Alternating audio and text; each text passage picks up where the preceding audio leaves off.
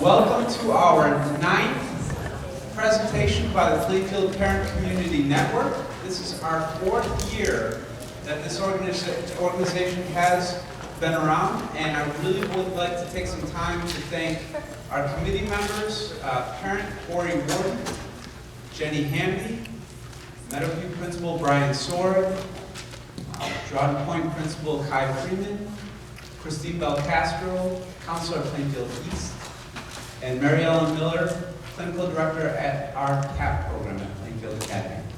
Welcome. My name is Tim Alboris. I'm the Director of Student Services for Plainfield School District. I'm really happy to see the showing that we've had this evening. I feel like this is a very important event. I would like to get some logistics out of the way before we get started. First and foremost, thank you to our sponsors, Rosecrans, Edgewood, and Plainfield Counseling Center. If you'd like to find us anywhere, we are on Facebook and Twitter. We do have a new website. If you go to our old one, it'll still direct you to ours, but if you go to plainfieldpcn.org, I'm still learning it myself. We did redesign it. There you will find all of our previous presentations on vaping, bullying. We have presentations on internet safety. Every one of them are recorded. The presentation this evening is also going to be recorded. We will put that on our website once we've been able to edit it. We will not put on any Q&A at the end for your own privacy, but the presentation itself will be on there. So we will have that, like I said, in a few weeks.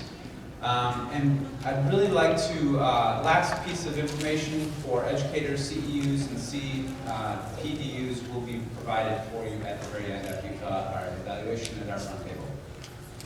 So let's talk about our event tonight. I like to think of this organization in terms of community. And now, if you look back in history, in the 1950s was a rapid increase in air conditioning units in homes across the country. Some people say that that was really the end of the communities that we had, because on those hot summer days, when everybody was outside on the stoop, they would talk to their neighbors. They would share stories. They would convince about things. They would talk about their kids and how rotten they were, or how great they were. You'd know your neighbors. Once the air conditioning came in, people would have homes, nice cool air, but you missed some of that. That's what we really talked about when this organization was founded, is how can we bring that sense of community back to this environment. Parenting today is challenging. It's not easy. There's a lot of demands on our children. There's a lot of demands on us as parents. There's a lot of demands on us as human beings. We really felt like this was an important topic, and if you'll indulge me for a minute, I'm going to share a little bit of my own personal experiences. I'm the father of 3 strong, intelligent, beautiful girls. I have a junior in high school, a freshman in the 6th grade. And much like you and your kids, mine are not perfect, and they struggle. But I like to go back to the days when we were sitting out on the blacktop, taking our kids to school. And what were we doing? We were talking to our neighbors. Kids were running around, getting in trouble, doing whatever they wanted to do. And we were talking, we were sharing our experiences. My kid won't go to the bathroom, it's driving me crazy, they're having accidents, or they're not going to bed. Going to bed, that ritual takes an hour, it should be done in 10 minutes. Or our kids have this insatiable attraction towards dirt, and it just ends up all over them, and it ends up in these are the conversations that we're having. And in doing so, knowing it or not, we were helping each other. We were having conversations that were able to lean on, to share, to pull your experiences together, and that's really what makes it a lot easier. Now, time has come on, of course, and my kids, I'm not taking them to school anymore, right? They're getting on the bus, they're driving themselves to school. We don't have that time in the blacktop anymore. And now problems are becoming serious. The problems are becoming scary.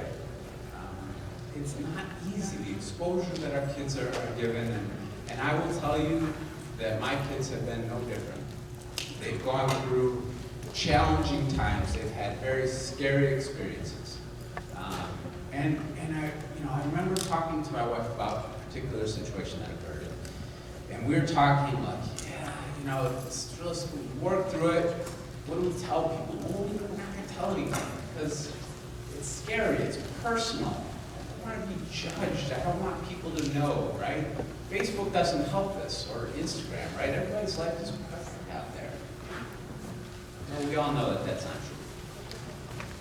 So we got to talking about it, and we started thinking about that black book.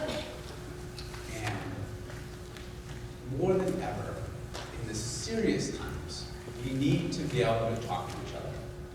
And so we made the conscious decision not to broadcast it. Of course, we want our kids to have some level of privacy. But within our friend group, we were talking to them and we were telling them what was happening.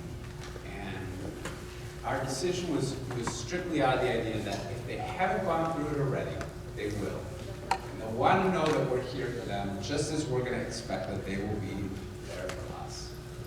So we made that decision, and in doing so, it really helped us to get through some trying times. And I think that that's, again, what this organization is about. That's why we're here tonight. And we're going to deal with talking about a very serious topic that I personally, we have people here that are amazing in what they do. Elyssa's mission has been partnered with our district. They've done a ton of work for us. They've been a phenomenal organization. And I have somebody here way more intelligent than I that will speak to us about this very important topic. So if you don't mind, please help me welcome Jodie Segal from Elyssa's mission.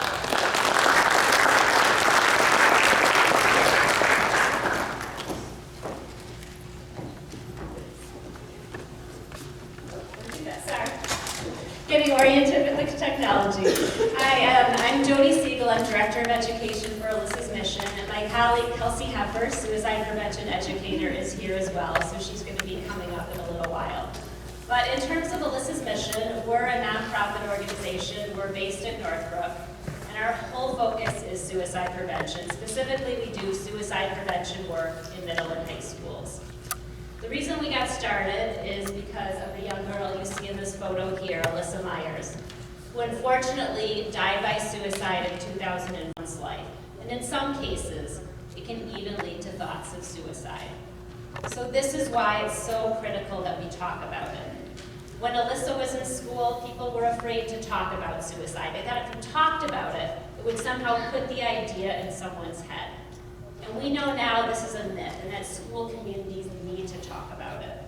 So this is ultimately what prompted Elyssa's family to start Elyssa's mission shortly after her death. We fund and we help schools implement an evidence-based suicide prevention program called SOS Signs of Suicide. This is a program taught all over the United States, and what we do is we bring this program to schools in Illinois.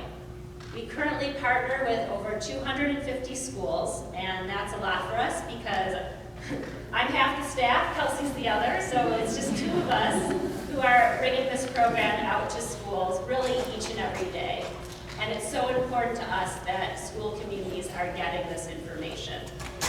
We're really fortunate, as Tim said, to have partnered with Plainfield District 202 over the last year. And so far, we have brought the SOS program to 8th and 10th grade students at all of the middle and high schools in the district. And 6th and 12th graders are next. They'll be going through the program starting this semester. So I'll tell you a little bit more about SOS in just a while, but I want to start by sharing a few statistics. I know we all know that youth suicide is a concern, but it helps provide some context for our discussion. Suicide is the second leading cause of death among young people ages 10 to 34, with about 6,800 youth lives lost to suicide each year. Suicide is also underreported, so many so-called accidents are really, in fact, suicides. On top of this, for every completed suicide, it's estimated that there are at least 45 attempts, with an additional 250 people seriously thinking about ending their lives. So when you factor these last two items into the mix, then youth suicide becomes an even bigger concern than what the statistics reveal. But there is hope. 4 to 5 people exhibit clear warning signs prior to a suicide attempt. So this is why it's so important to know the signs, to know what to look for, and to know what to do if you're seeing these signs, especially if it happens to be in one of your children. And we'll be talking a lot about that tonight. I want to talk a little bit about depression first. And the reason for this is that depression is the leading risk factor for youth suicide. About 2.5% of children have depression. Before adolescence, it's pretty equally split between boys and girls. And then beginning around age 13, about twice as many girls compared to boys have depression. About 10 to 15% of teens exhibit one or more symptoms of depression at any given time. And an additional 12.5%, 1 in 8, experience a major depressive episode within a year. And this is the most common type of depression. So the myth is that teens can't become depressed, they're just moody. But as I just mentioned, 1 in 8 experience real diagnosable depression. So this is why it's so important really that all adults in teenagers' lives, teachers, parents, that you know the warning signs and that you can also help distinguish typical adolescent behavior from behavior that warrants further investigation. So when we're thinking of what's typical, think for a moment. I know many of you are parents of teenagers or grandparents of teenagers or minimally work with youth in some way, or you were a teenager at one point. So when we're thinking of adolescence, what are some of those common attributes that we associate with teens? And you can just kind of shout them out, don't be shy, but when we're thinking of teenagers, we think of someone who's what? So I just did it again? Brain not fully developed. Good. What else? Moody. Thank you. Not want to talk? Okay, so maybe so what we do see a lot of is isolation, and especially not wanting to talk to parents. You know, they tend to kind of just want to be by themselves, so that separation starts. And spending more time with peers is usually a part of that as well. Anything else? Mood swings, I heard. Anxious, good.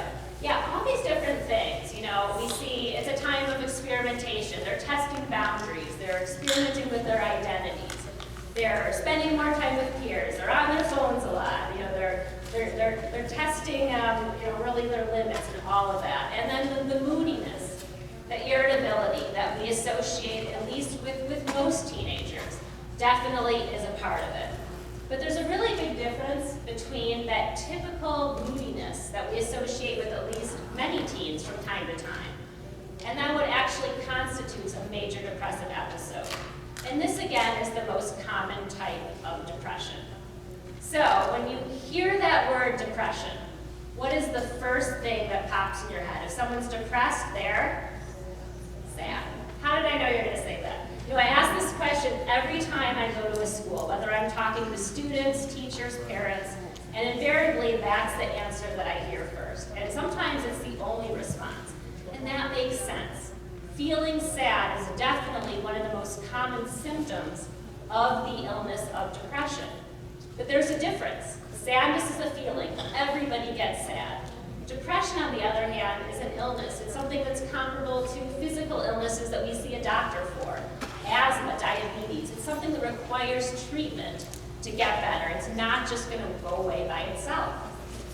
And in order for someone to get diagnosed with depression, and only a doctor, a specialist, a professional can diagnose this illness, someone has to experience 5 or more of the following symptoms of a period of time of 2 weeks or longer. These symptoms must represent a change from someone's previous level of functioning.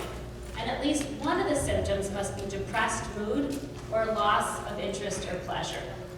So as I talk about some of these symptoms of depression, it's not because it's important that you remember and know each and every one. What I do want to highlight, however, is the fact that depression affects all parts of someone's life. It's not just their mood. That being said, when someone has depression, their mood will be affected. This is why we think about someone who is sad. That's why we have that association. But note that it doesn't have to be just sadness. What we often see, especially with teenagers, is someone who's irritable, angry, often a combination of these two things. And it's not just they're, irritable with mom and dad. This would be irritability really directed at everyone in their lives. Friends, other adults. And it's not just sadness, irritability once in a while. This would be pretty much lasting most of the day, every day, for a period of, again, 2 weeks or more. When someone has depression, they also lose interest in things. Things that used to be fun for them aren't fun anymore. They might stop doing a favorite sport, a favorite activity. When someone has depression,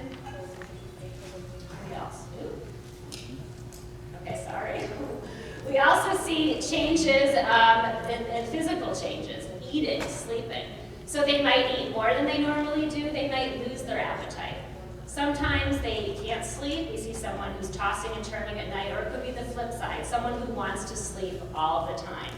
So, that physical kind of change. This could also be something like headaches, stomach aches, or other examples of physical changes.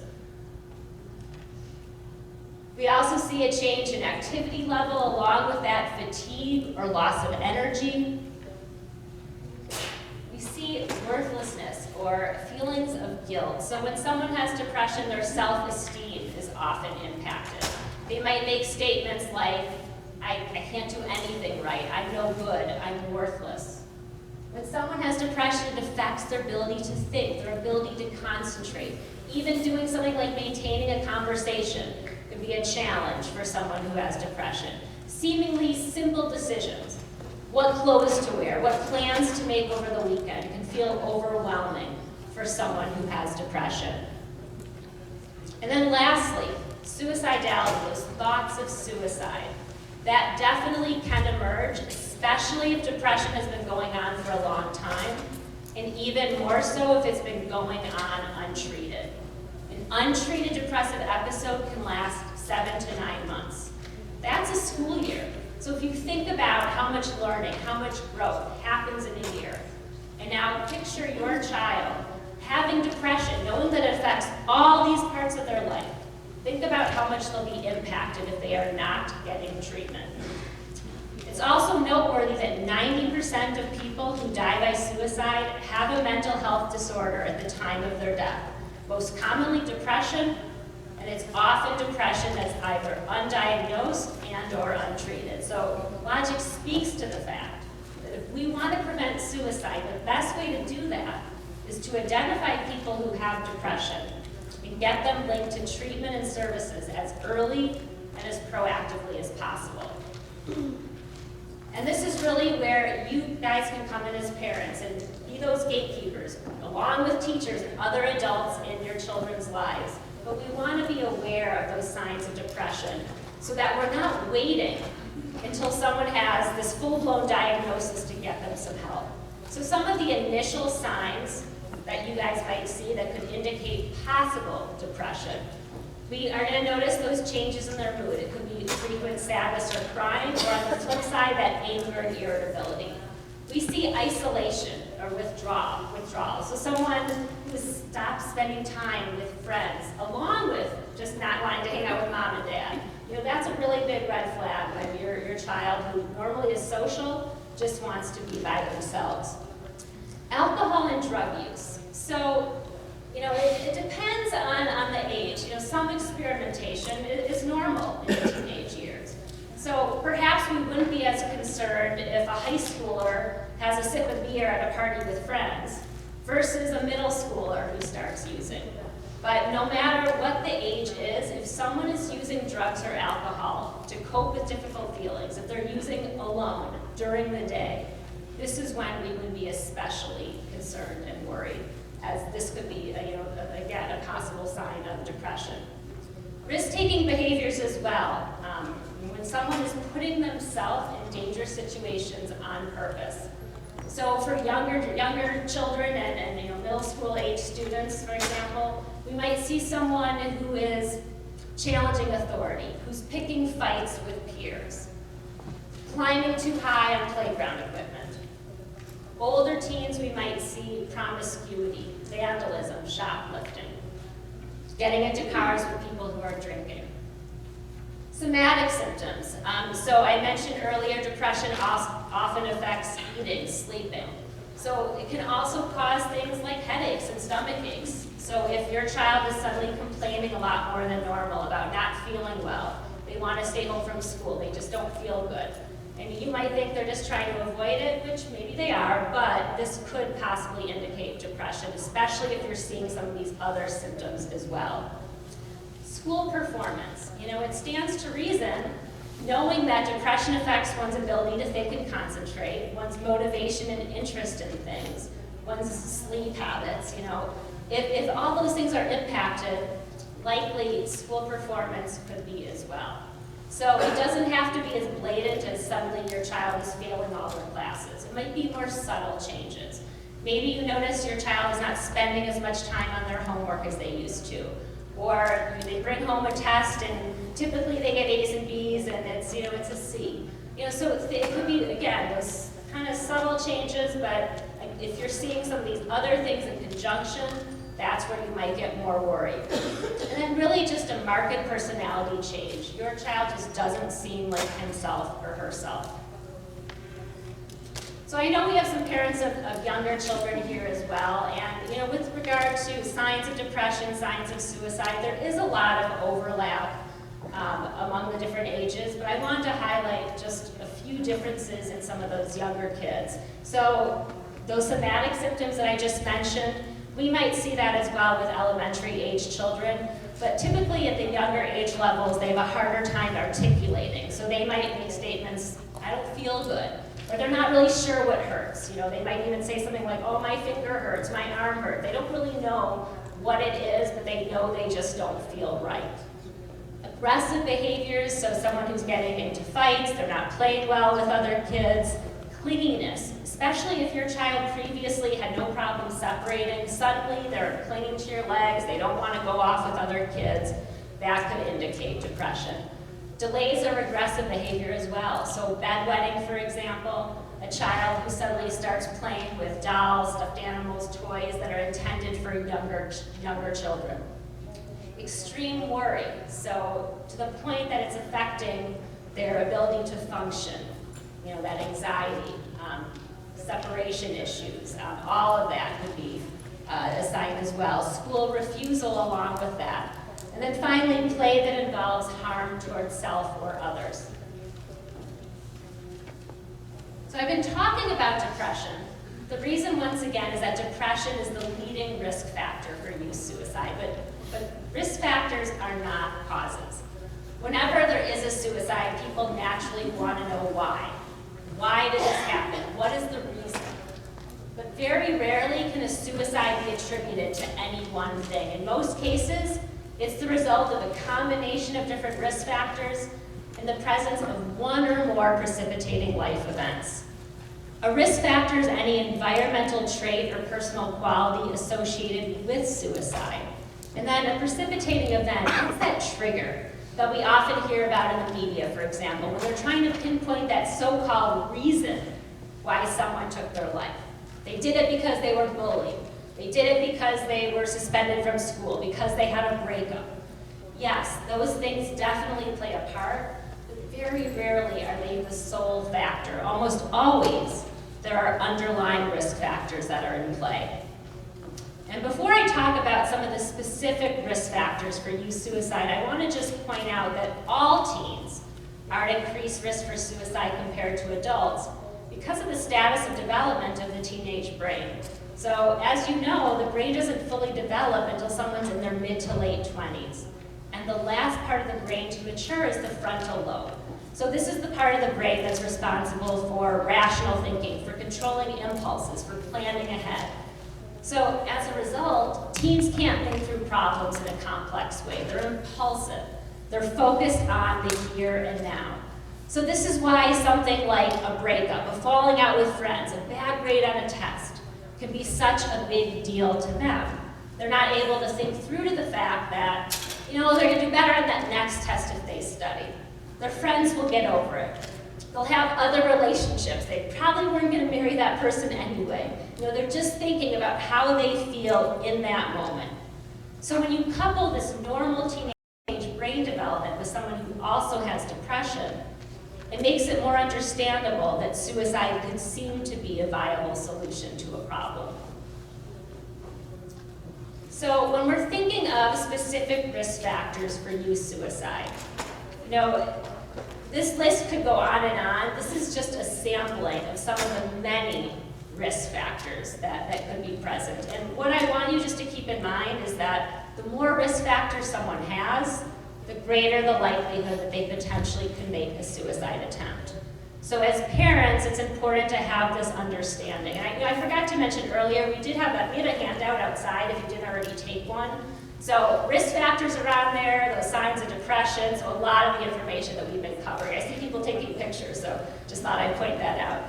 Because I know it's probably hard to see all of that. But again, these are just some of the many risk factors, but I do want to highlight a few. So depression, alcohol and substance abuse, previous suicide attempts, these are the 3 leading risk factors for youth suicide. And then self-injury. This is when someone is hurting their body on purpose, most commonly through cutting. So when someone is doing this, it's not that they're trying to kill themselves. And in most cases, teens will actually say, teens who are doing this, they'll say that this is something that's preventing them from killing themselves. It's their way of coping, their way of dealing with difficult feelings. Obviously, this is an ineffective way to deal with those difficult feelings. It indicates that someone very likely has a mental health disorder and minimally that they need help and support. This certainly can be a risk factor for suicide down the road. About 1 in 4 teenage girls report self-injury in the past year, 1 in 10 boys, for an overall prevalence of about 18%. Good news is with this is this behavior does tend to decline as teens get older. But in terms of parents, some of the signs to look for, if your child is wearing long sleeves during whether it's hot weather, if you notice unexplained scratches or cuts on their arm, on their legs, if they're spending lots of time alone, especially in a bathroom, that possibly could be an indicator that they're self-harming. So certainly if you're seeing this, we want to make sure you get help for them right away. Along with that, the next one, anxiety. This is another mental health condition, and we're seeing a lot of it, and we're seeing it younger and younger ages. And the thing with anxiety and depression, they're very highly correlated. So about half of all people with depression also have an anxiety disorder. Anxiety, if left untreated, can turn into depression, so we want to take it really seriously. And it's really characterized by extreme feelings of worry, uneasiness, fears that would be unexpected in a given situation for most people. It's something that interferes with their daily life activities. The other thing I want to mention is someone's personality can also influence their risk for suicide. If someone is impulsive, if your child is aggressive, if they're a loner, isolated, all these things can increase their risk. On top of this, negative life experiences. So things like bullying. If your teen is being bullied, especially over a period of time, if it's been happening online as well, cyberbullying, that definitely can play a role. But other bad things in someone's life, if they've had a traumatic experience, sexual assault or abuse, for example, if they've experienced the death of a loved one, think about how these things impact us as adults. And when we're thinking of our children, our teenagers, it can affect them that much more. Family stressors. So parents going through a divorce, a separation, a family member who's incarcerated, financial struggles in the home. If there's a family member who's dealing with a significant illness, if there's parents who are caring for an older parent, especially if they're living with your family, all these different things, they cause so much stress for us as adults, and now picture our children.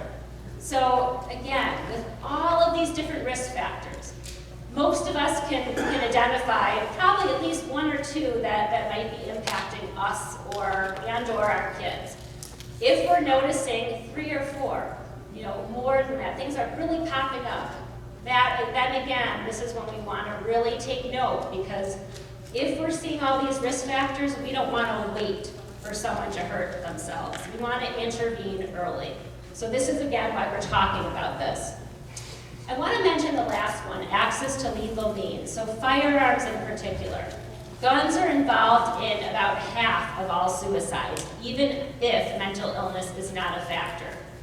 So if you have guns in your home, I mean, the best thing is if you have children in the home is to get them out, but minimally making sure they're locked in a cabinet with ammunition stored in a separate locked cabinet. Because sometimes, you know, even if there aren't other risk factors that are present, we know teens are impulsive because of their brain development. They could have that precipitating event happen, that trigger. They come home, they have access to a way of harming themselves, and sometimes that's enough. And it's not just firearms, we're also thinking about other means of self-harm, alcohol, drugs, knives. So especially if you're worried about your child and you think they might be going through some kind of mental health crisis, this is definitely the time to keep your home as safe as you possibly can. One final risk factor I wanted to address. If your child, your teen identifies as lesbian, gay, bisexual, transgender, queer, questioning, the plus is basically any other way someone might identify themselves outside of heterosexual. Just by identifying in this way, teens are 4 times as likely to make a suicide attempt compared to heterosexual peers. If they've come out to their friends and family and they're not accepted, they are 8 times as likely to make an attempt. LGBTQ youth are also more at risk for sexual assault, for dating violence, for drug and alcohol abuse, for eating disorders, things that in and of themselves are risk factors for suicide. So if you know that your child identifies in this way, or you suspect that they might be struggling with their sexual or gender identity, this is when your acceptance is so very important. Showing that acceptance can make or break them possibly making a suicide attempt. I want to pause and show this brief video clip. So this is of Elyssa.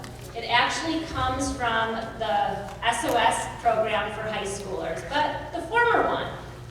This program, SOS, once again, is a national program, evidence-based program. It's something that Elyssa's mission did not develop. It was developed by an organization in Massachusetts called MindWise Innovations, and we work really closely with this organization.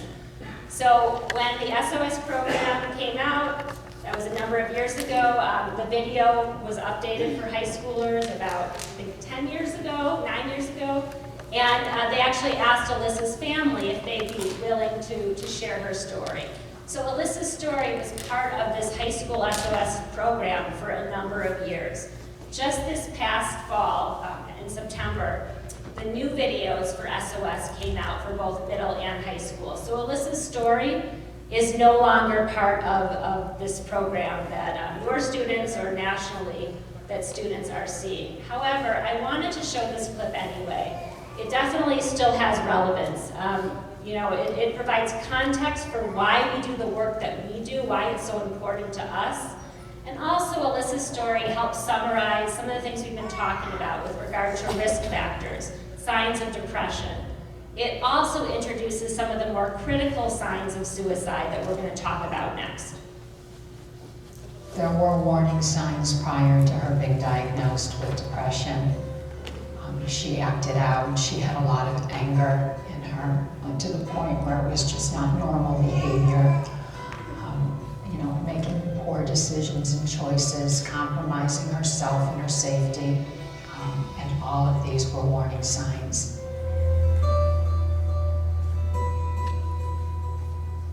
She was clearly depressed and down, and she was sad a lot of crying. I'll never forget this. When I walked into the door of her English classroom, the teacher had all the writings up on the wall, and Elyssa the title of her paper was, "My Life Makes Me Want to Cry." So these were all warning signs. In 7th grade, Elyssa would verbalize to me that she wanted to end her life, and she would show me the cuts on her wrists and would ask me if I would attend her funeral if she did kill herself. She would say, I want to kill myself, I just want this to be over. Things like that. We were so young, and I had never heard anyone talk like that before, and obviously I took it seriously, but I was young enough that, you know, it was hard to know what to do and what to say to her and who to talk to. So I've probably seen that clip hundreds and hundreds of times, and every time I see it, it just reinforces for me why we do this work. Alyssa's friends knew something was going on with her. They didn't know what to do. They didn't realize how serious it was. We can't expect our children, our teens, to be able to handle a situation like this if we're not educating them on it. So it's so important that they get this education on warning signs. They know what to look for. What are those signs of depression? What are those signs of suicide? What do I do if I'm seeing those signs in myself? And what if I'm seeing those signs in one of my friends? So this is why we bring this program out to schools. This is why we educate students, why we educate teachers and parents. Everyone needs to have this awareness, especially our children. Because a lot of times when we're thinking about who they're confiding in and who sees them the most, it's their friends. So it's so important that they have this information and know how to respond effectively. We don't want anyone else to lose someone like Alyssa's family did, like her friends did. So in that video clip, it introduced some of those signs of suicide that were more imminent. You know, we talked about depression and those different signs and symptoms, and certainly it's significant to be on the lookout for those. And we want to get help for someone who is showing those signs of depression before it gets worse. Things I'm going to talk about next, you know, even if we're seeing only one sign, even if it only happens one time, we need to take action immediately. It could indicate that someone in the very near future could make a suicide attempt, and we don't want to wait and find out if that's going to happen. So someone who's talking or writing about suicide or death. So this could be direct statements, someone actually saying, I want to kill myself, I want to die. Elyssa asked her friends, will you come to my funeral if I kill myself? Very direct kind of things. Could also be more indirect statements, such as, my family would be better off without me. I just don't care anymore. It's a little slow. I just don't care anymore. I can't take it anymore. I just want to end it all. So whether someone is saying something like this, or also if they're writing it, so it could be a text message, something posted on social media, an email sent to a friend, Alyssa's English paper, my life makes me want to cry. You know, these are really serious signs when someone is writing or talking about death or dying. The number one warning sign, we never want to leave anyone alone who is talking like this. Someone who drops out of school or other activities. So I know most elementary, middle school students, they're not dropping out of school, but it could be that they suddenly quit a sport, a club, an activity, something that they love to do. So that would be just as serious as an older student who's suddenly dropping out of school. Someone who is isolating themselves from everyone and everything in their life. Someone who's neglecting their appearance or their hygiene. Typically for teenagers, they're pretty concerned about how they look and how they present themselves to their peers in particular, especially if this is a change in your child. You know, typically they were doing their hair, they were caring about what they wear. Suddenly you're noticing they're wearing the same clothes 2-3 days in a row. Female, your daughter's not doing her hair or makeup like she used to do. So these kind of things, especially if they're big changes, this is a really big red flag.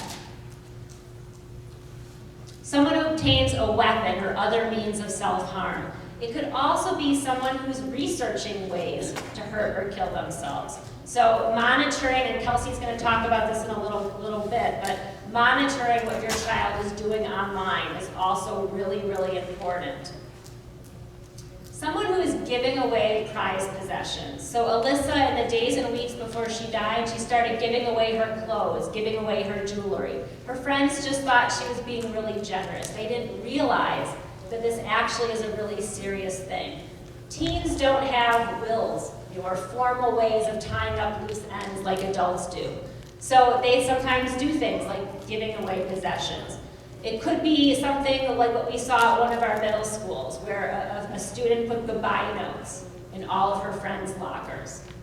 Something that we saw in one of our high schools, where a boy came to school, he had a text message that he had received from a friend, and luckily immediately went to the counselor.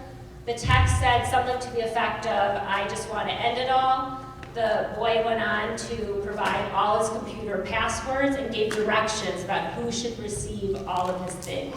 So those kind of indicators of trying to tie up those loose ends is super, super serious. Luckily, in both these situations, the students knew to come forward, and the person who was at risk was able to get the help that they needed. In that latter situation, they ended up calling the boy's parents who had sent the text. The boy was home from school that day, his parents were at work. They ended up dispatching police and ambulances to his home. And he was there, he was okay, but he had a plan to take his life that day. So again, all these signs are so serious, and we want to really act immediately if we're seeing them. Finally, someone who exhibits a sudden and unexplained improvement in mood after a period of time of seeming to be really down and withdrawn. And I know this one's kind of counterintuitive, but it's important to understand, most people who are at the point of suicide, it is not because they want to die. It's that they are experiencing this intense, unendurable pain, and they don't see any other way out other than suicide. So sometimes if they come to the point where they've identified a way out, they've identified a plan, they have a way to end their pain. And this could come across as a renewed sense of energy, happiness even. And Elyssa's best friend, Elyssa, actually remembers the day before Elyssa died that she was with Elyssa at school. They were in the girls' bathroom. Elyssa was laughing. She was joking around. She called her dad to ask him to bring an English paper to school that she had left at home. And Elyssa remembers thinking, "Oh, finally, Elyssa is okay. She's back to her old self. I don't have to worry about her anymore." And then the next day, she killed herself. So sometimes this sudden burst of energy, this so-called positive change, if someone's been down for a long time before that, this might not be a positive change, so we want to be aware of that as well. So I'm going to transition over to Kelsey. Kelsey's going to come up now. Kelsey Hepper is our suicide prevention educator, and she's going to talk to you now about your role as parents, what you can do both proactively and reactively to help keep your child safe.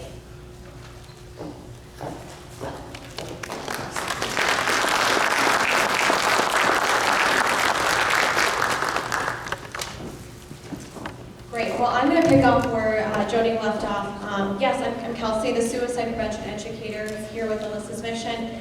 I also work as a therapist as well, working with adults and children and adults. So we're going to transition here. So we talked, or Jodie, I should say, talked quite extensively about some of those risk factors that can heighten the risk for suicide. On the flip side, we can't really talk about risk factors without also talking about protective factors. They're really two sides of the same coin. And while risk factors can heighten that risk for suicide, protective factors on the flip side can decrease that risk. For instance, personality style. So for a teen that has really low self-esteem, they're isolating themselves, maybe they have a really hard time thinking through problems, that individual might have a higher risk for suicide versus somebody who has good self-esteem. They know how to ask for help when they need it. They have a good support system in place. And it comes to nobody's surprise that the number one protective factor for teens, and for adults for that matter, is family connectedness. So maybe things are not going so great at home, or at school, I should say. Maybe they're not getting the grades that they want. Maybe they are struggling to find their group. Maybe they feel like they don't fit in. But if they can come home to an environment where they feel loved and accepted, that can greatly reduce the risk for suicide. And then school connectedness comes only second to that. And Jodie and I work in 240 plus schools, and we're always astounded by how much staff, including teachers and administration, care so very deeply about their students. But when we're talking about school connectedness, it's not just being concerned about the grades and getting them to graduate. It's really that one-on-one time that teachers, for instance, spend with their student. Having an interest in what their interests are. A teacher who stops one of their students in the hall and says like, hey buddy, I know you had a basketball game last night, how did it go? Those moments, so minimal, so simple, can actually mean so much for a teen, especially if they're struggling with their own self-esteem, struggling to find their tribe, for instance. Now I am going to transition over to some proactive parenting tips and highlight some of the things that most of you are probably already doing and can do to help reduce the risk for suicidal behavior. So on this one, we're going to go down the bullets here. Checking in with your teen, right? Like, duh, of course, right? And we're talking about checking in with your teen really every day. And sure, it can sound something along the lines of, hey, how was school today? And sometimes, and parents, we're human too, sometimes we stop asking those kinds of questions because we're afraid we're going to get those one-word responses, right? How was school? Good, fine, okay. Or like, Mom, stop asking me, right? But we still need to ask. And sometimes that even involves getting a little bit more creative with our questioning. Instead of, how was school? What is something that made you smile today? What was a really challenging day today? Who did you sit next to at lunch? Going a little bit deeper. And when we do check in with our teen, it doesn't have to be this formal sit down where you're on one end of the dining room table and your kid's on the other. Sometimes those more informal settings are where we can find the most information. For instance, the best time, in my opinion, to check in with your teen can even be when you're dropping them off at school or you're taking them to a sporting event. I have had some of the best conversations with my parents in the car because you blissfully don't have to make eye contact with one another if you don't want to, right? It can be a great place to open up. But also checking in with your kid at the breakfast table, right before bed. And wanting to know where your teens are spending their time and who they're spending it with. Who are your kids' best friend? Who are their parents? Where do they live? Making sure that it's a safe, structured, and supervised environment. Monitoring your teen's schoolwork. So Jodie really emphasized this in a number of places. But as a parent, you do have a right to check in with some of your children's schoolwork. A lot of information can be conveyed through the typical English essay, poetry, even an art project. And rest assured that before we even brought the SOS program to students in this district, Jodie and I worked pretty diligently to make sure that every staff member in the buildings where SOS was being implemented, that they had gone through very similar training to one you're already going through. And we emphasized to our teachers to also monitor monitor their students' schoolwork as well. So do know that that was a part of that curriculum. When it comes to internet safety and social media, we could spend an entire presentation on that topic alone. It's so in-depth, it's so fruitful. But for our purposes today, what I want you to walk away with is that as parents, as guardians, it is an embedded responsibility to have a pulse, to check in on the websites that your children are visiting, what kinds of apps are on their phone, even how long are they spending on their smartphones. And as the parent, and if your child does have a smartphone, I'm probably guessing that you pay the phone bill. And as such, yes, as a parent, you do have a right to check your child's phone from time to time. What that doesn't mean is that you leave here and you go home and you take your child's phone and you spend hours and hours looking through every single text message that they sent or received or their entire search history. One, because that's pretty invasive, and who has that time, right? But the good news about all of this is because even in this digital age, there's a lot of good things that are coming out of it. For instance, there are a number of apps out there. Some might be free, some might cost, a couple dollars a month, for instance, that can put you in that driver's seat, and you can actually monitor your children's online activity through a simple app to save yourself some time and just to keep tabs on what your kids are searching. So that's another resource for you as well. And when it comes to social media, I've seen a ton of research and articles on what is the influence of social media on teen mental health. And I've seen people on both sides of the spectrum, where experts and clinicians say it has so much to do with the increase in depression and anxiety that we're seeing in teens. And then I've seen clinicians and experts say it has very little. And then of course we have people in the middle. However, based on my interactions with students and schools, and I'm sure Jodie can say the same, is that there does seem to be some kind of correlation between social media and depression and anxiety. The more time that a teen even spends on social media, typically there's going to be less sleep involved, right? So there's a correlation not only with the amount of time being slept, but also you can have an entire conversation about the pressures that young people find themselves under with regards to social media. Removing all lethal means from the home, and Jodie touched upon this as well, but again, if you are worried about your child, they're just acting differently, they're acting impulsively, maybe they're threatening to hurt themselves, they're going through a mental health crisis, you do want to remove those lethal means from the home. And don't be afraid to talk to another parent about concerns you have for your child. And I'm actually going to preface this with a story and then kind of continue on from there. So a little bit after Elyssa's death, Elyssa's mother and her brother-in-law got a call from a fairly prominent community member. And he said, "Can we go to lunch?" And Elyssa's mother and her uncle said, "Sure, yes." And at this meeting, what ended up coming out is this prominent community member had told Elyssa's mother that he had received a call from a concerned parent not too long before Elyssa's death.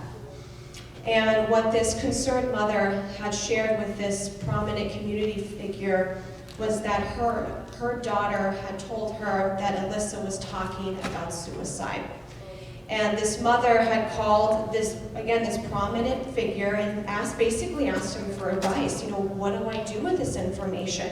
Should I say something? Should I keep it to myself? And his response was, "It is none of your business. You don't have, you probably shouldn't stick your nose in a private family matter." And that's what happened. She kept it to herself. And sure, maybe the purpose of this meeting was to assuage some of that guilt. Of course, none of that information would have been helpful in that moment, but there's a learning opportunity embedded within this story. Because I believe, and we all believe, that suicide prevention is everybody's business. I loved what Tim said in the beginning about that sense of community. And one could argue that the heart of suicide prevention is about connection. It's about community. It's about looking out for each other, having our eyes and our ears open. One of my favorite sayings in relation to what we're already talking about is that it takes a village to raise a child, but it also takes a village to save a child. So if you hear something, please don't ignore it. And granted that if you walk up to a fellow parent and say, "I know what I'm about to say is going to be really hard, but I overheard your child talking about hurting themselves," it's very possible that that parent on the other side is going to say, "My child would never say that." No, I think you might have heard them wrong. They might react in anger, and that's okay, because what parent wants to hear that? That is so hard to hear. And let's say that that parent eventually, maybe that parent shuts you down and kind of walks away, not my kid, not my kid. What we encourage you to do is not ignore it and call the school. Get in touch with the school social worker, the counselor, the principal, but don't leave that information to yourself. The idea is there needs to be some kind of follow-up, okay? And get your child treatment at the first warning sign. Don't wait. You do not have to wait for your child to have a full-blown mental health crisis to warrant treatment. Okay. How to talk to your teen. And again, this is an extension of that first bullet point on that last slide about the importance of checking with your teen daily. And you can have these kinds of conversations whether that child is showing signs of depression or not. But let's say that you are worried about your child, they're acting differently, and you just want to get a little bit more information. And there's a couple of ways that you can do this to make that situation calm and inviting. Talk to them in private. And what I mean by that is, let's say you're at home, you want to have that conversation away from maybe older or younger siblings, have that one-on-one time, invite your partner, invite that significant other, but make sure that you have that, you're really instilling that one-on-one time, having that good eye contact, and being calm and supportive. I really cannot stress this enough. What I see sometimes in my clinical work is that a child will be really, really anxious and overwhelmed, and then mom or dad will match that emotion. And mom and dad will be anxious with their child. And that can happen is that can just heighten the situation. And the conversation might just totally shut down from there. Really, you're not gonna get anywhere in that situation. Expressing concern and care, and having specifics, sharing exactly what it is that you're seeing. Hey buddy, I'm noticing that you're more tired lately, that you're not hanging out with your best friends anymore. Can we have a conversation about that? Talk to me. Asking directly about suicide. I believe Jodie emphasizes right in the get-go in that introductory slide that asking about suicide, especially directly, is not going to plant the seed. It's not going to make the situation worse, and you're not going to give the idea. By the time, very often, we even ask somebody about suicide, they've been thinking about it, and they've probably been thinking about it for a while. So you're not reintroducing the idea. And we're direct about it. A fairly direct way of asking about suicide is, are you thinking about killing yourself? Are you thinking about suicide? A more indirect statement, but still fairly direct and gets to the point, is have you ever felt so bad that you wish you could fall asleep and never wake up? But we want to be very direct. And always reassure them that help is available. And as terrible as they might feel in that moment, as miserable, as full of despair as that might be, they might be in that moment, you can reassure them that it's not always going to feel this bad all the time. We are very big proponents and fans of those I statements. And again, you can use these statements in situations whether it's, it's a crisis situation or you just want to have that check-in, right? So I'm noticing that you've been distant lately, that you've been upset. I'm curious about this. I'm sensing this. You mentioned this at the dinner table last night, and I want to follow up. These are all wonderful ways to start the conversation that are very validating. Validation is key. And validation doesn't necessarily mean agreement. It's that you as the parent, you are trying very hard to understand where they're coming from. A couple of things that you really want to avoid. And the first one is minimizing. And I get that this can sometimes be a knee-jerk reaction. And just as an example, and actually it's up here as well, is let's say your child says, things are so bad for me right now, Mom. I don't know if I can go on. I can't even think about it. And your knee-jerk reaction might be, I don't understand. Your father and I, we do everything for you. We have sacrificed so much. We have tried our best to build this beautiful life for you. What do you mean, right? And that's a knee-jerk reaction, and again, we're human, and sometimes our mind goes there. But again, remember where our children are developmentally, all right? That maybe what they're going through in that moment is so big for them, right? And they need, and they're looking to you for reassurance. They're looking for you, their model, on how to handle the situation to work together. And now I'm going to play just a brief clip, and this is pulled from the Mayo Clinic, very well known, and it's going to expand a little bit more on what those, I guess what not to do, what not to say. And you're going to be able to hear from real life teens, just emphasizing this a little bit more about some of the things that you might want to avoid in those tentative, precarious conversations. When it's too late. So if you think your kid's acting different, if she seems like a different person, say something. Say, what's wrong? How can I help? And ask straight out. Are you thinking about killing yourself? It doesn't hurt to ask. In fact, it helps. When people are thinking about killing themselves, they want somebody to ask. They want somebody to care. Maybe you're afraid you'll make it worse if you ask. Like, you'll put the idea in their head. Believe me, it doesn't work that way. It doesn't hurt to ask. In fact, the best way to keep a teenager from killing herself is to ask. Are you thinking about killing yourself? And what if they say yes? Or maybe. Or sometimes. Well, here's what you don't say. That's crazy. Don't be such a drama queen. You're making too much of this. That boy's not worth killing yourself over. That's not going to solve anything. You're just trying to get attention. You're not going to kill yourself. What you do say is, I'm sorry you're feeling so bad. How can I help? We'll get through this together. Let's keep you safe. a lot of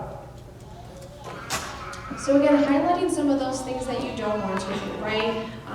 It's not that big of a deal, or it's okay. And again, when we say this, we're not typically trying to be malicious, right? But it's just changing how we respond. And some things that you can say instead are, I hear the pain that you're in. I believe the pain that you're in. As your parent, I'm going to do everything in my power to make sure you get all the help that you need and deserve. I'm on your side. And I love what one of the girls said, is we're going to get through this together, you and me. A couple of treatment options. So I totally understand, as a clinician, as somebody who's been through this process myself, how intimidating and overwhelming it can be to even figure out, well, where do I start, right? And I'm going to describe these almost like in a layer. Some of the more treatment options that you could follow through in a less severe situation, and some treatment options that you can look to and adhere in those more emergency type situations. So talk therapy is often the first step for treatment.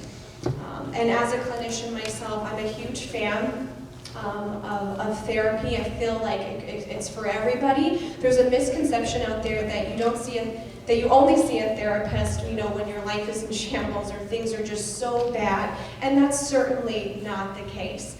Everybody could use that extra support, even when things are going okay, right? And I know the font's a little bit small, but there's a lot of different types of therapies that are out there. Cognitive behavioral therapy is a really popular one, especially with teens. The underlying idea of that is that if you can change and alter your thoughts, you can change and alter your behavior.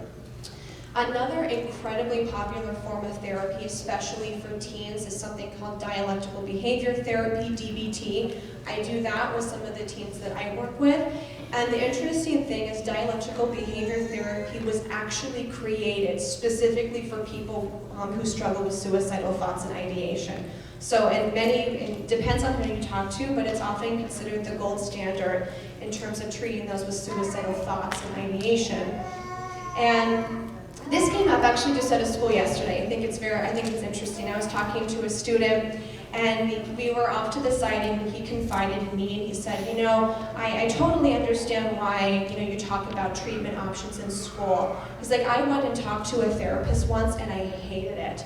I don't know if therapy works. And I love that he said this to me, because it was a good learning opportunity for him.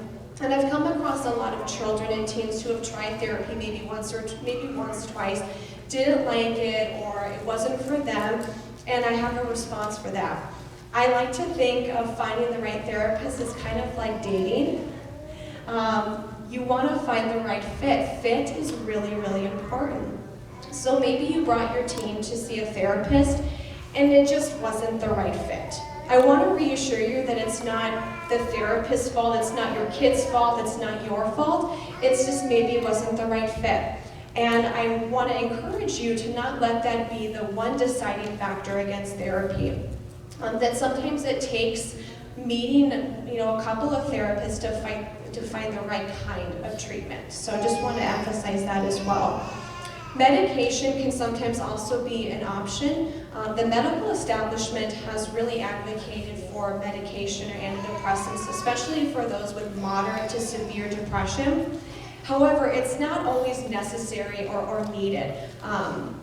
I work with quite a lot of folks that struggle with depression but don't take medication. But just know that that's an option. What we know is that when you have medication and therapy and they're working together, that's usually the best case scenario.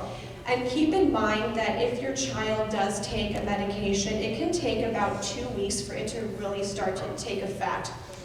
In addition to that, if your child does take medication, we recommend that you have a really close eye on your child, noticing and taking note of symptoms, changes in behavior, eating patterns, sleeping patterns. It might not be the right kind of medication. If it's not the right kind of medication, what we don't recommend is that you stop cold turkey. That can be pretty dangerous. Work with the doctor to kind of wean back and go from a higher dosage to a lower dosage. Other interventions, we call it C, but sleeping, exercising, and eating, these are very simple things that we can do, but they have such a dramatic and powerful effect on our mood. So making sure that your kids are getting those recommended hours of sleep, that they're moving at least 30 minutes a day, that they're getting those fruits, those vegetables, drinking plenty of water. And when it comes to hospitalization, these are the more intensive levels of care. And I'll kind of start from the top and then work my way down. So there's something called IOP, or intensive outpatient. This is the less intensive of all these three options here. And this might be a really good option for your child. They just need a little bit extra. Maybe that that 1 hour a week with a therapist just isn't enough. They need a little bit more. And what would happen if a child was in intensive outpatient therapy is they would be at school, and they would probably go from school to a nearby hospital or agency where they'll undergo maybe individual group therapy for maybe 2 or 3 hours, maybe 2 to 3 days a week. Of course, it depends on the agency and where you're taking them. And then there's something called PHP. This is called Partial Hospitalization Program. This is more intensive than the traditional IOP. And if enrolled, usually it depends on the place.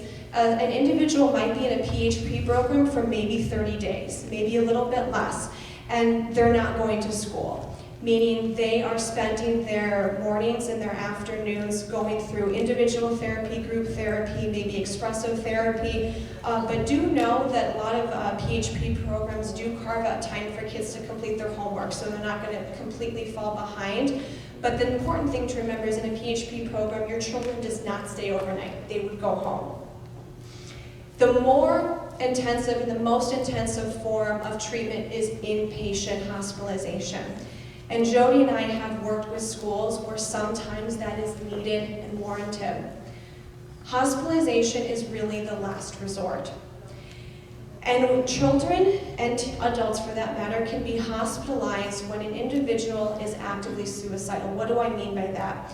That an individual has an active plan for suicide. They know how, when, where, they have access to means, and they plan to take their life within the next 24 to 48 hours. This is imminent risk. When a teen is hospitalized, they are under 24-hour supervision. and they are closely monitored. Sometimes that means introducing new medication, but do know that the length of stay has changed. It used to be maybe 10 days. The length of stay has shortened, unfortunately, and it's now really down to 5 to 7 days. So again, that's the most intensive kind of option. But do know that inpatient hospitalization is not a cure for suicidal behavior. It's a stabilization process. So by the time that your child is discharged, you would be working very closely with the school, maybe their therapist or doctor, to figure out how to, the re-entry process when they go back to school. What's that going to look like? What are the services going to look like so they feel really supported when they go back into the environment? A couple of things on where to get help. And again, if you're like, well, that all information is all fine and dandy, but where do I start? One of the best resources is here at your school, at your children's school. The social workers and the counselors at the schools are tremendously wonderful resources, and they have a really good pulse on the resources available in the community. So they're always a wonderful resource. And it also could look like getting in touch with your friends, with trusted neighbors, with religious leaders as well, on that more community-based level. And the Suicide Prevention Lifeline, it's in red here. A lot of people think that when you call that number, you have to be in a state of crisis for anybody to respond and talk to you. And that's not always the case. In fact, you can call that number and say, you know, hey, I'm not in crisis right now, but I'm really stuck. I live in a really rural area. I'm not really sure what resources are nearby, and they can help you. They can help work with you to figure out what's nearby. And also, I think it's worth noting that this number, this 1-800 number, I should have it memorized, but I don't. And there's a reason for that, is a lot of people with crisis are never going to be able to memorize that number. So we're actually making, I think it's been approved, that this number is actually going to go down to a 3-digit number. I think it's going to be 988, which is going to be so much easier to remember than a 1-800 number. So we're really excited about that news. And then again, if your child is suicidal, you have some options. Again, if your child has an active plan for suicide, maybe they have made an attempt but have survived, but they are injured, you want to call 911 or take your child to the nearest emergency room. Let's say that an active attempt is not taking place, but you're still extremely worried about them. You need an answer, you need some professional help. What we do recommend is taking them to the closest behavioral health hospital. Why? Behavioral health hospitals often have less wait time. In a traditional emergency room, you might be waiting maybe 8 hours, maybe. In a behavioral health hospital, it would be much lower, and they specialize in treating and working with individuals enduring crisis, for instance. So you, as a parent, might have a lot of concerns about treatment, about getting your child linked up with services, and I want to normalize that. I get it. So as a parent, you might think to yourself, well, my child will outgrow this phase. I'm just kind of sit back and let this kind of work itself out. Well, the thing is that your child needs medical attention or attention from a mental health professional, not time. I don't want to label my child, right? Well, the thing is that if your child had a broken leg, or if your child had asthma or diabetes, you wouldn't label them. You would jump into action right away to get them the help that they needed. My teen refuses to see somebody, or my teen will be really mad at me. Your teen's objection, again, would not stop you if your child had an asthma attack or they broke their leg, right? You would still go seek out treatment. The same is true for a mental health condition. I don't know where to go, and as I just mentioned, there are a ton of wonderful resources out there. I don't want my child to take medication, and again, it might not even be needed.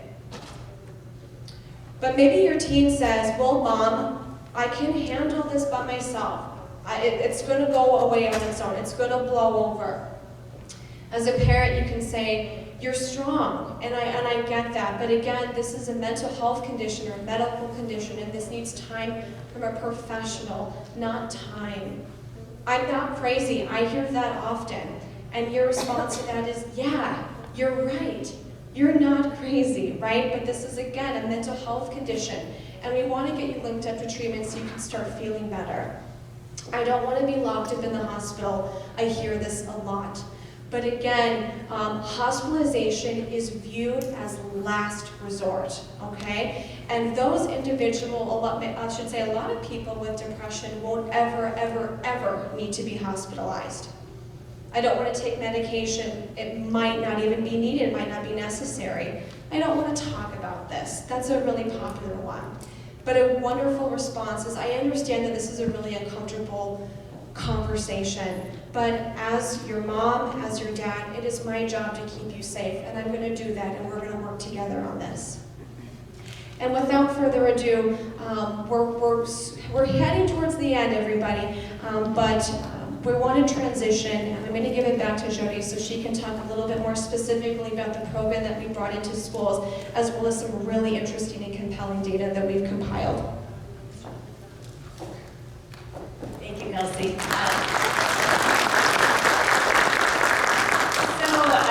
This brings us to the SOS program, and I know as parents you probably do and you should have curiosity about the programming that's being brought to your kids. And I mentioned earlier, this is a program that we fund and implement in schools throughout the state, and this program has been brought to your entire district. It's applicable to grades 6 through 12. And in District 202, we are bringing this program to all 6th, 8th, 10th, and 12th graders.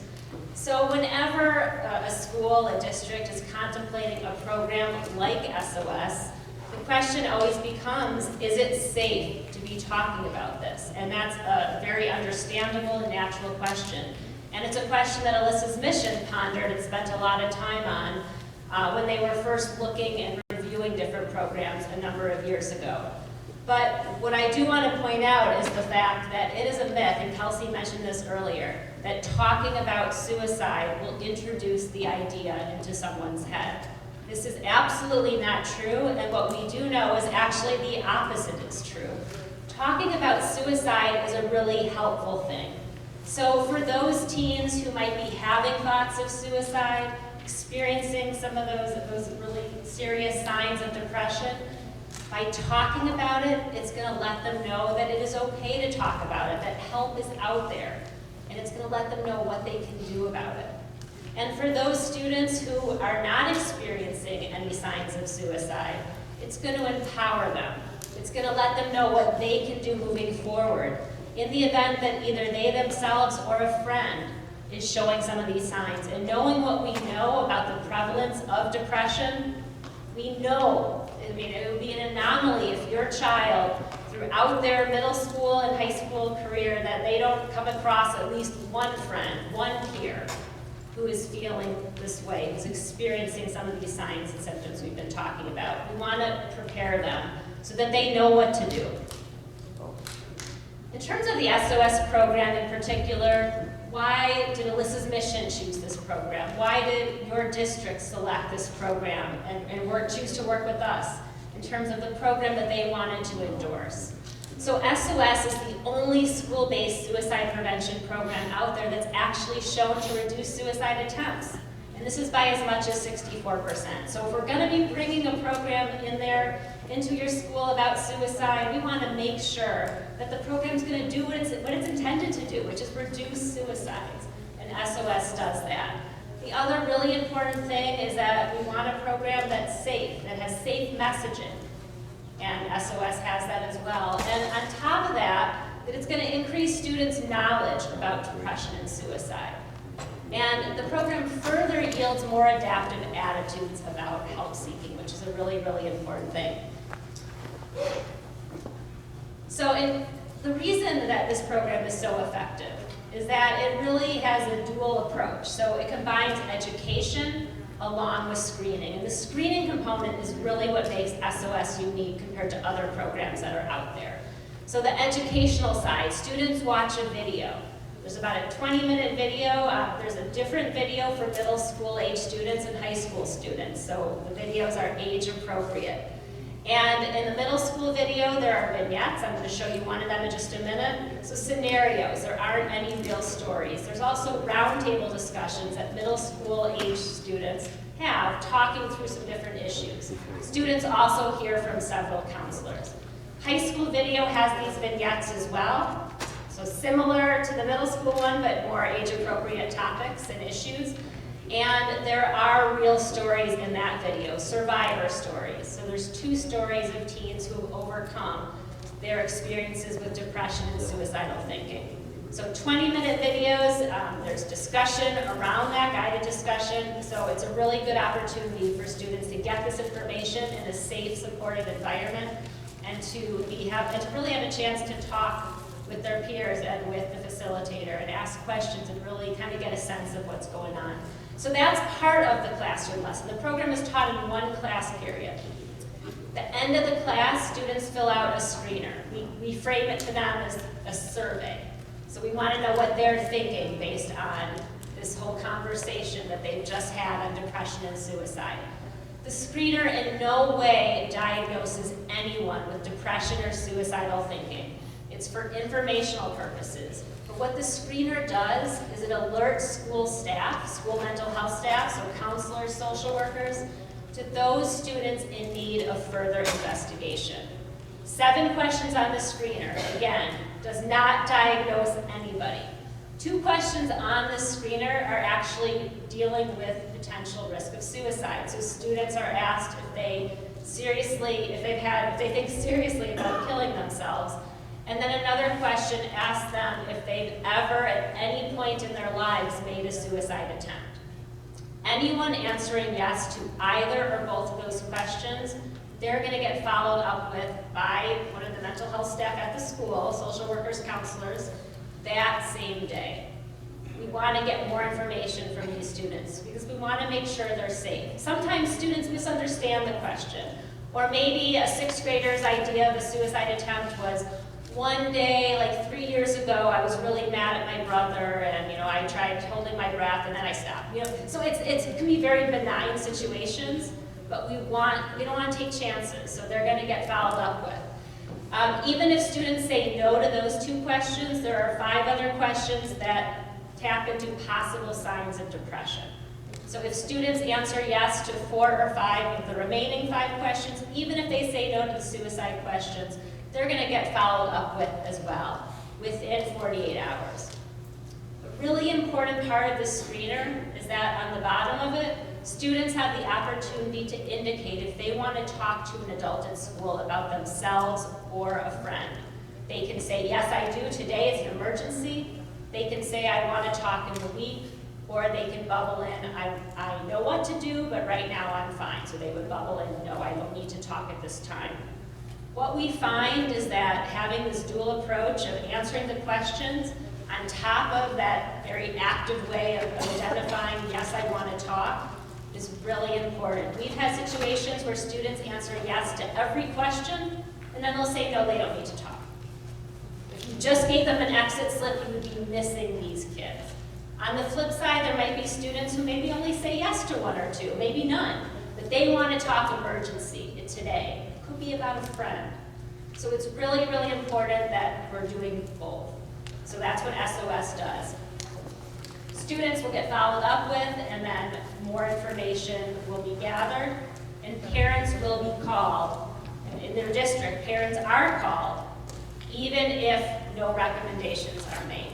So I'll talk more about that in a minute. But just with regard to the program itself, there's lots of supplemental materials that reinforce messaging of the program. The core message that students glean from this program is ACT. Acknowledge, care, and tell. And that this message was on the bracelets that were left outside. But students hear this message over and over throughout the video. Acknowledge the signs of depression and suicide that they might be seeing in themselves or a friend. If it's a friend, show their friend they care about them. The C does not stand for counsel. We tell students during the SOS lessons, it is not your job to be your friend's counselor. You're not trained for this. We don't expect you to do this. The best way to help someone is to just show that you're there for them, that you're there to listen, that you're there to support them. The best way to support them is to get a trusted adult involved. And we have conversations with students about who those trusted adults are, both at school and at home. And you probably won't be surprised to know that parents are almost always identified top of the list as that home person. So this is why getting this information to you is so important as well. We want you to know how to respond if they come to you. And we've talked a lot about that. Kelsey especially covered that a little bit ago. So I want to show you this clip. So I mentioned the vignettes that are part of the SOS program. We want you to have an understanding of what your kids, your teens are seeing in the classroom on SOS days. So this vignette comes from the middle school program. Again, very similar to the high school level, except just dealing with younger students in the middle school program, and the content is age appropriate. There's this girl, Bella, I've been friends with since 3rd grade. She's really smart and sometimes helps me with my homework. Plus she's a really good musician. She plays the French horn. That's why I got worried when her friend Cam, who's in band with Bella, told me that she was skipping rehearsals for the big concert next month. This didn't make any sense. Bella loves music. Her missing rehearsals would be like me skipping softball practice. I felt something was wrong, but I didn't know what. I knew some people wrote mean things about her online, so maybe that was it. But she was acting different even before then. Besides the music thing, she stopped posting anything and she hasn't been answering my texts. I figured the way to clear up the mystery was to ask her. I just don't feel like doing anything. Everyone in band is mad at me for skipping rehearsals. Are you sick? You don't look good. I know how bad I look. All I have to do is look in the mirror. I don't even recognize myself anymore. I don't know what's going on with me. I know what's going on, I just don't know why. Why am I so nervous all the time? Why can't I sleep? Wish I could. Never wake up. Whoa, now you're scaring me. You need to talk to someone, not just me, an adult. It's the last thing I feel like doing. The nurse, the counselor, your music teacher, Mr. Lepore. If you don't feel like talking, text that crisis line. I'll think about it. But right now, I don't want to deal with any adults. Please promise me you won't say anything to the nurse, Mr. Lepore, or anyone else. Promise? All right. I don't want to make you more scared than you already are. But I'm worried about you. So think about what I said, okay? Here's what you don't want to do. Don't ignore concern if you think something's wrong. And don't promise to keep a secret. Please promise me you won't say anything to the nurse, Mr. Lepore, or anyone else. Promise? No, I can't promise that. If I was hurting the way you're hurting right now, you'd make sure I got help, whether I wanted to or not, right? I don't know. I think you do know. Because we're friends, isn't that what friends do? Look out for each other? Yes. Remember when the counselor came to our class and said she was always around to talk? She seemed really nice. Come on. What if I talk to her for a few minutes before you go in? Would that make it easier? Though I saw you in the band concert last year, I played the clarinet in high school, and I wish I would have stuck with it. Remember what instrument you played then? French horn. Ah, right, that's right. But you know that's not why we're here, right? You and your friend Kennedy have been talking a bit. She's concerned about you. She mentioned you've been skipping band rehearsals, you haven't been sleeping well, and seem to have a lot on your mind. Does that sound right? Guess so. I don't know why. Oh, believe me, a lot of students are dealing with all kinds of stuff. Most find that talking about it helps. That's what I'm here for. So, can we talk? What warning signs encouraged Kennedy to act? Loss of interest in activities, couldn't sleep and felt anxious all the time, withdrawing from friends, stopped caring about her appearance, saying, "I wish I could fall asleep and never wake up." How did Kennedy act? Acknowledge. She noticed big changes in her friend and took them seriously. Care. She asked Bella what was wrong and then listened. Tell. She convinced Bella to talk to an adult and then went with her to see the counselor.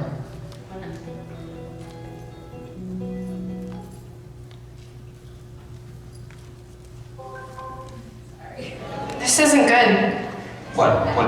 Okay, so we're not going to watch the high school one right now, but you get a sense of hopefully what the program is all about. So really, students see someone who's at risk, possible signs. First, the friend doesn't respond in the best way, and then they show a better way in terms of responding, where the friend applies that ACT, help-seeking message. So a lot of discussion happens in the classroom, and then again, students fill out that screener at the end of the class. And from what we find from the screener, this is my 9th year working for Elyssa's mission. We collect data from all of our school partners and we pool it all together each and every year. And especially with our numbers increasing in terms of school partners, we find this data to be more and more reliable. Consistently over the last couple of years, we have found on average about 15% of students who go through this program are flagged through that screener as needing an interview. It doesn't mean that 15% of students have depression or are suicidal, but these are students that will get followed up with by the school, social workers and counselors in order to get more information from them. So when these social workers and counselors meet with these students, this is not diagnostic. They're not assessing, they're not determining if your child has depression or if they are in fact going to kill themselves. They cannot do that at the school level. They're getting information from which they then can determine next steps. Whether it's a recommendation that someone needs some support at school, additional support at school, maybe they need to be assessed for counseling in the community. And then we do have those situations where students are really found to be at significant risk, and the recommendation is that they get an immediate assessment at a behavioral health hospital. So we see all of that happening. Usually, out of the 15% that are identified, about half are ultimately referred for some kind of service, either a continued service or a new one. So certainly students who already are getting therapy, students who have had past struggles with depression, with suicide. It's normal and expected that these students will pop up on the screener. But what we do find is that many of these students are students that were previously not on the radar of the school mental health staff. So it's really, really important that schools are doing these screenings. So I want to just share briefly the data that we have from your district from this past fall. We've implemented, as I mentioned already, with 8th and 10th graders, so 6th and 12th graders are still to come. So there's been close to 4,300 participants in SOS thus far across the high schools and middle schools, and we collect pre and post testing from students to make sure they're learning from the program. So the overall pre-test average for all these students was 80%, post-test average 90%. So we saw a solid gain of 10%, which is right on par with what we're seeing in other schools and other communities, and well above our 80% post-test benchmark. We also want to make sure students are learning that ACT message. Our goal is that at least 90% of students can correctly identify ACT. And in your district, 92% were able to do this. So again, above the expected benchmark, which is really great to see. We also, as I mentioned earlier, we collect that outcome data from all of our schools, and that's how we get those percentages, that 15%, and we collect numbers as well, how many students are referred on for services, how many are ultimately hospitalized, all of that. So I'm not going to share numbers and specifics, but what I will say is that out of the almost 4,300 students, we had a significant number of students right on par with our average 15% identification and 7% referral rate. That's really typical with what we saw here. So this program has value in terms of identifying students in need of supports at the school and community level. A really important number that we found here in Plainfield, 69% of the referrals were for new services. These were students who were identified who either prior to SOS were not getting any support, or it was determined they needed a higher level of support than before, 69%. And I can also say that we did have hospitalizations in Plainfield as well. So lives were saved. We know this program has value in your community. So we really look forward to continued implementation and supporting your district as time goes on. This is a program that's taught to students every year. So in your district, every other year, your child, middle school through high school, will get this information and screening. It's a really daunting program for schools to take on, even one grade level. So the fact that 4 grade levels are happening is unique. So really the dedication and commitment of the entire Plainfield Student Services team, Tim and everyone, and many of them are here tonight, hi second row, really wonderful and a dedicated commitment and staff. So it's been a pleasure to work with them. I know we're going to kind of open it up to some questions, so I will let Tim come up and kind of help with that transition piece. Thank you so much. I know some of you might need to leave. Thank you for coming. We really appreciate your support.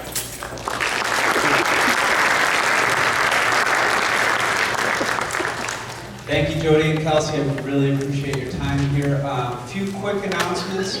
Our next PPCN event is April 23rd at Plainfield North. As you leave, if you can fill out your survey for us, we really truly use that information for us to plan our next events. So within your bulletin, you will find a survey if you can fill that out for us. Educators, CEUs, and CPUs are out there as well. And before we open it up to questions, I will take a walk around here and give you the microphone, ask any questions. And then at the very end, we have a little gift for our presenters here. So who has questions?